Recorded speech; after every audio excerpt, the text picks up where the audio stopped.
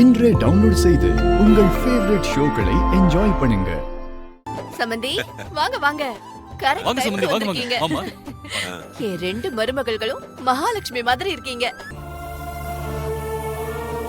ஐயோ, இசை எப்பவும் சொல்ற மாதிரி சொல்லிட்டேன், நீ தப்பா எடுத்துக்காதமா. வர்ஷினி வா. ஏய், இதுக்குதான் சொன்னேன். நீ எதுக்கு அவ கூட ஒட்டிக்கிட்டே நிக்கிற? அவதான் கல்யாண பொண்ணு. நீ எதுக்கு அவ கூடவே அலங்காரம் பண்ணிட்டு வந்து நிக்கிற? போ போ, ஏதாவது வேலை இருந்தா பாரு. போ போ.